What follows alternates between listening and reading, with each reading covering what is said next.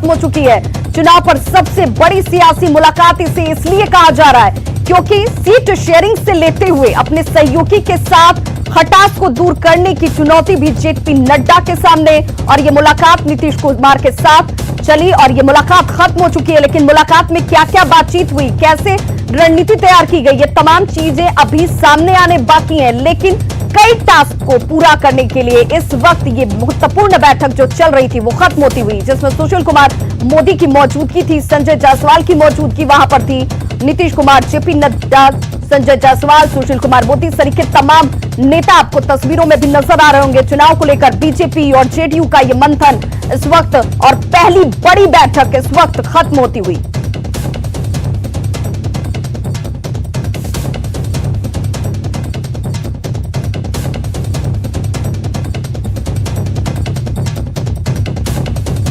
और सहयोगी आनंद अमृतराज का रुख करूंगी, सीधे हमारे साथ लाइव जुड़ रहे हैं राजधानी पटना से। आनंद, ये मुलाकात जो हो रही थी, इस मुलाकात पर सबकी निगाहें थी, मुलाकात बात हो गई, मुलाकात के होने के बाद क्या खबर सबसे बड़ी इस वक्त निकलकर सामने आती हुई?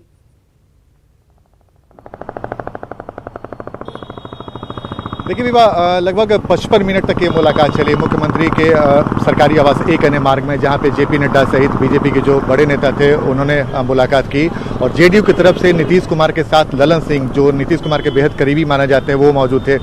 इसके अलावा सुशील मोदी, संजय जायसवाल, भूपेंद्र यादव और जेपी नड्डा, ये 4 महत्वपूर्ण लोग थे जिनकी मुलाकात नीतीश कुमार से हुई और बंद कमरे में मुलाकात हुई। और एक तस्वीर आई है जिसमें शॉल को पहनाकर नीतीश कुमार ने सम्मानित किया है जेपी नड्डा को। और अगर पूरी तस्वीर का बॉडी लैंग्वेज देखें तो बॉडी लैंग्वेज से ये साफ साफ लग रहा है कि मुलाकात बेहद सौहार्दपूर्ण वातावरण में हुई है। और जिस बैठक को लेकर, जिस मुलाकात को लेकर कई तरह के सवाल सामने आने बाकी है, सवाल के जवाब मिलने बाकी है। और खासकर चिराग पासवान को लेकर क्या कुछ बातचीत हुई, सीटों को लेकर क्या कुछ बातचीत हुई, लेकिन औपचारिकता आज थी पहली मुलाकात एनडीए का 2 बड़े घटक दलों में, जेडीयू और बीजेपी की तरफ से, जो मुलाकात लगभग 55 मिनट चली। और जैसे कि मैंने आपको बताया, जो हमारे सोर्स बता रहे हैं कि मुलाकात बेहद सौहार्दपूर्ण माहौल में हुई है।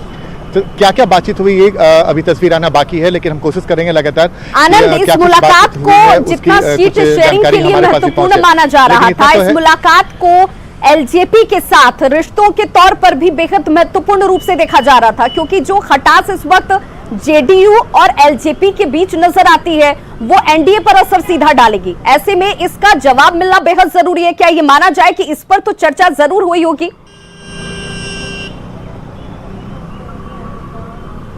बिल्कुल, देखिए इसे इंकार नहीं किया जा सकता, क्योंकि आपको याद होगा कि जेपी नड्डा ने इसके पहले जब एड्रेस किया था, मीडिया से जब बातचीत की थी, तो उन्होंने साफ साफ कहा था कि हमारे 3 सहयोगी दल हैं, घटक में तीनों जो सहयोगी दल हैं पूरे तरीके से एकजुट हैं और हम लोग मिलकर चुनाव लड़ेंगे। तो जेपी नड्डा ने ये बयान काफी कुछ दिन पहले दिया था। और आज जेपी नड्डा की जब मुलाकात हुई है नीतीश कुमार से, तो इस बात पे बातचीत नहीं हुई हो ये सवाल ही नहीं उठता है। इस मुद्दे पर भी बातचीत हुई होगी। और सबसे बड़ी बात है कि चिराग की नाराजगी किस बात को लेकर है, उसकी चर्चा किस तरीके से नीतीश कुमार के सामने हुई और नीतीश कुमार का स्टैंड क्या है चिराग को लेकर, ये भी जानकारी सामने आनी बाकी है। लेकिन हम लगातार कोशिश कर, जैसे कि मैंने आपको बताया कि मैं लगातार कोशिश कर रहा हूँ कि कुछ जानकारी मिले। लेकिन इतना तो तय है कि चिराग पासवान के भविष्य क्या होगा, आज कुछ बैठक में बहुत कुछ तय हो चुका होगा। अब बहुत जल्द जो तस्वीर आने वाली बाकी है, जो खबर मिल रही है कि बहुत जल्द सीटों की घोषणा भी हो जाएगी एनडीए में, क्योंकि बहुत ज़्यादा वक्त भी नहीं है, चुनाव में आचार संहिता भी लगने वाला है। उसके पहले चिराग पासवान की नाराजगी जिस तरीके से उभर कर आई है, खासकर नीतीश कुमार पे जिस तरीके से हमलावर हुए हैं और जेडीयू के नेता जिस तरीके से चिराग पासवान पे हमला बोल रहे हैं, इससे साफ है कि कहीं ना कहीं बीजेपी के ऊपर बहुत बड़ी जिम्मेवारी खासकर जेपी नड्डा के लिए, जैसे कि आपने बिल्कुल ये माना जाए कि ये इनिशिएशन जो है वो बीजेपी को लेना है, ताकि जेडीयू और एलजेपी के बीच में अगर कोई दूरी है, कोई मतभेद है या किसी तरह को लेकर कोई विवाद है, तो उस विवाद को खत्म करने के लिए बीजेपी को इनिशिएशन लेना है।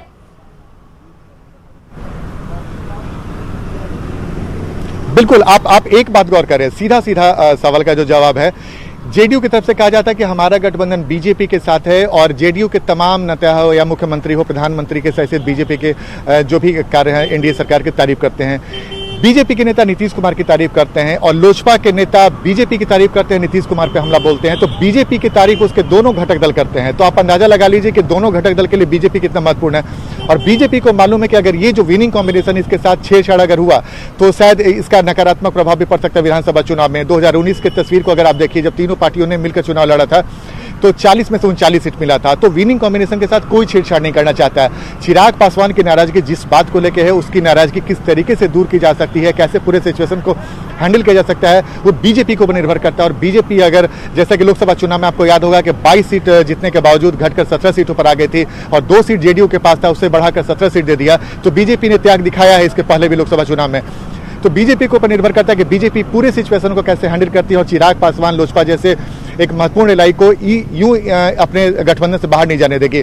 तो बीजेपी के ऊपर निर्भर करता है कि दोनों अपने सहयोगी दलों को कैसे मिलाएं और कैसे सीटों के बंटवारे को लेकर जो मामला फंसा हुआ है उसको कैसे सुलझाएं। अब तस्वीर ये भी दिलचस्प है कि जीतन राम मांझी ने जब जेडीयू के साथ गठबंधन किया है तो जेडीयू भी जीतन राम मांझी के हवाले ये कहेगी एनडीए के साथ कि हमारे जो बिल्कुल आनंद, क्या इसे कार्ड के तौर पर देखा जाए जिसे जेडीयू प्रेजेंट करने की कोशिश भी कर रही है कि देखिए जीतन राम मांझी को हम अपने साथ ले आए हैं और ऐसे में एलजेपी की नाराजगी का बहुत ज्यादा फर्क नहीं पड़ेगा, यह भी तर्क दिया जा सकता है या दिखाने की कोशिश की जा रही है?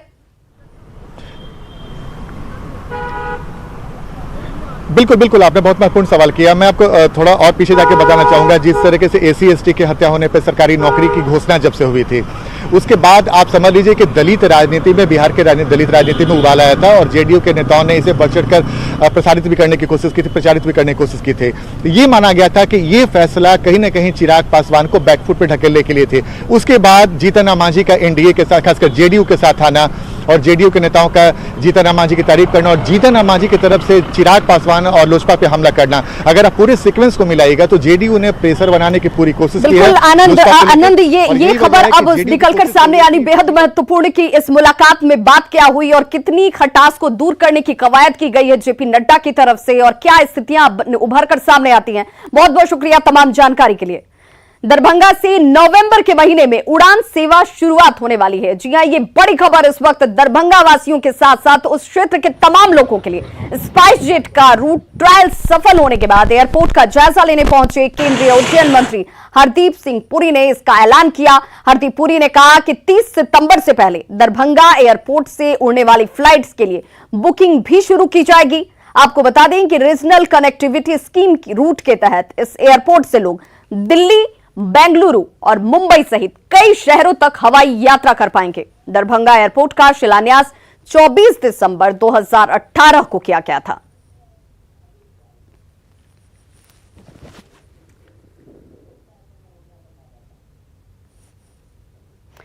स्पाइस जेट का रूट ट्रायल सफल होने के बाद नवंबर से उड़ान सेवा बहाल करने का ऐलान किया गया है और सहयोगी विपिन हमारे साथ इस वक्त ज्यादा जानकारी के साथ जुड़ चुके हैं फोन लाइन पर दरभंगा से। विपिन, एक खुशखबरी भी, बड़ी सौगात भी और लंबा इंतजार खत्म होता हुआ भी, जिसके साथ तारीख का ऐलान कर दिया गया है।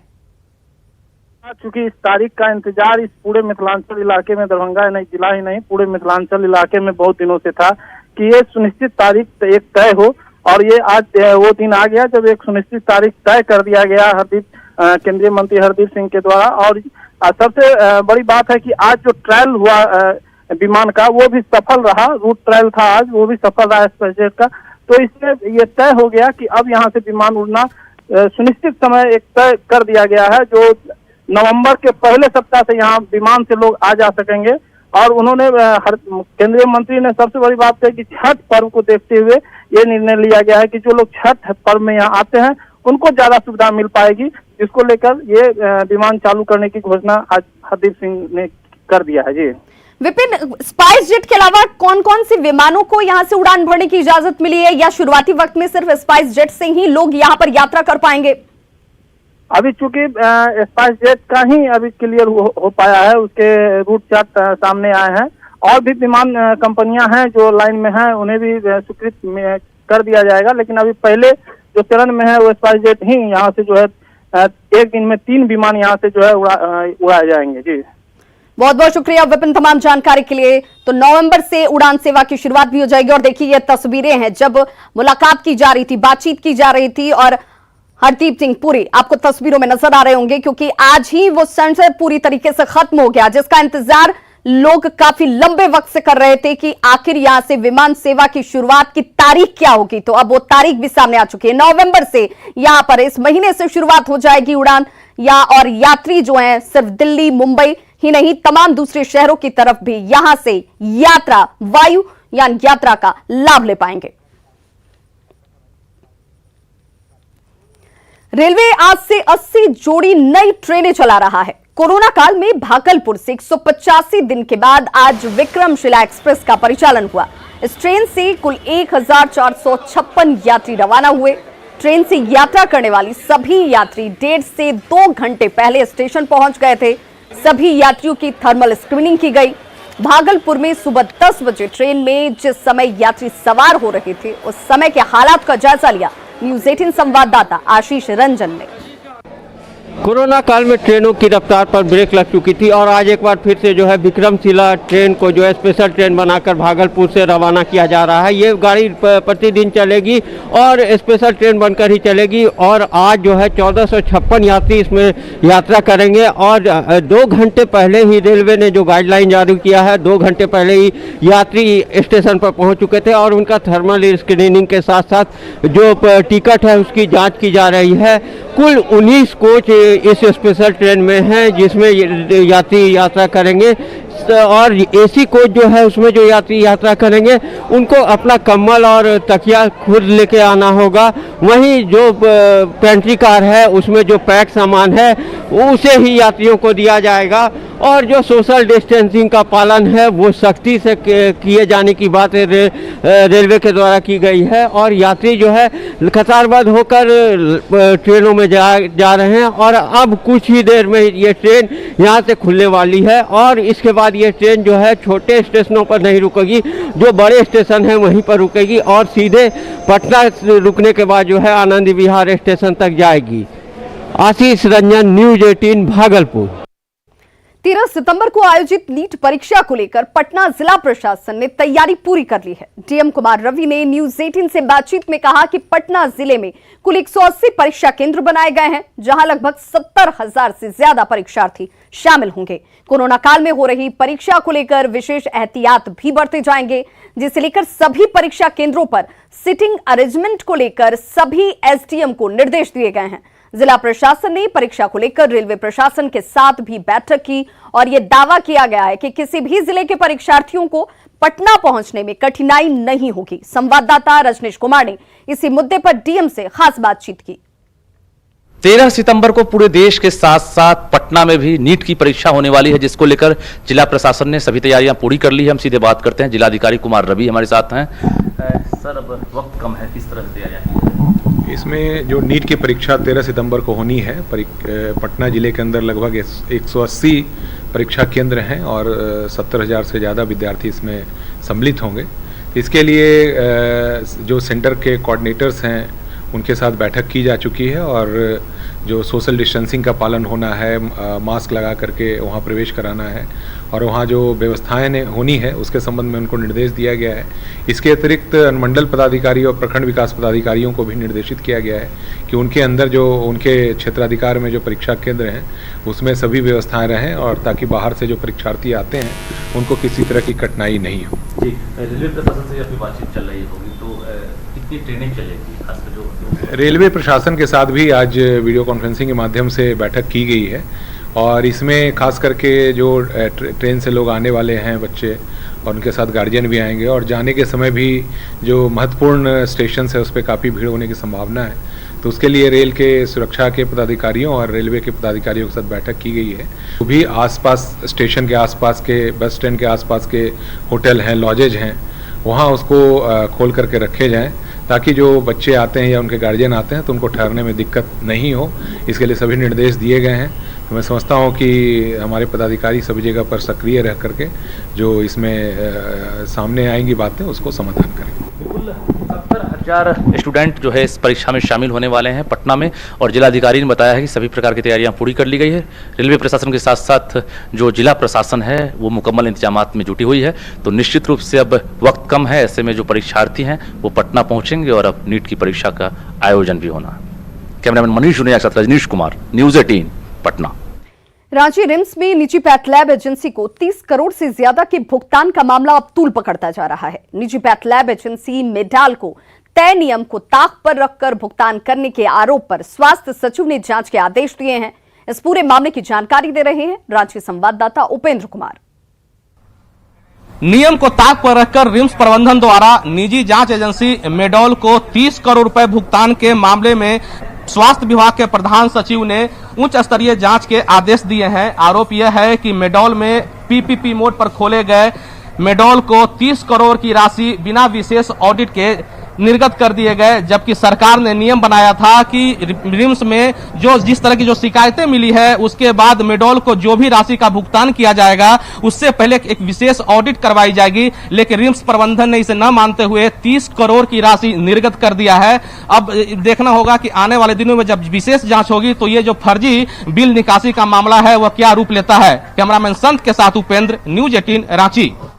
झारखंड में कोरोना पॉजिटिव की संख्या बढ़कर 59,000 के पार पहुंच गई है, जिसमें एक्टिव केस की संख्या 15,000 से अधिक है। झारखंड का कोरोना अपडेट दे रहे हैं रांची सहयोगी उपेंद्र कुमार। झारखंड में कोरोना का संक्रमण लगातार बढ़ता ही जा रहा है। पिछले 24 घंटे में 961 नए केस मिलने के साथ ही राज्य में कोरोना पॉजिटिव की संख्या बढ़कर 59,040 हो गई है, जिसमें 15,180 एक्टिव केस हैं, यानी कि वैसे मरीज जिनका इलाज अलग अलग कोविड सेंटरों में चल रहा है उनकी संख्या 15,180 है। जबकि पिछले 24 घंटे में राज्य के अलग अलग जिलों में 15 लोगों की मौत के साथ ही कोरोना से मरने वालों की संख्या भी बढ़कर 532 हो गई है। अगर बात करें कि पिछले 24 घंटे में कितने मरीज ठीक हुए हैं तो यह आंकड़ा भी 1000 के ऊपर है। 1213 मरीज कोरोना को परास्त करके घर लौटे हैं और इस तरह से कोरोना को परास्त करने वालों की संख्या बढ़कर 43,328 तक पहुंच गई है।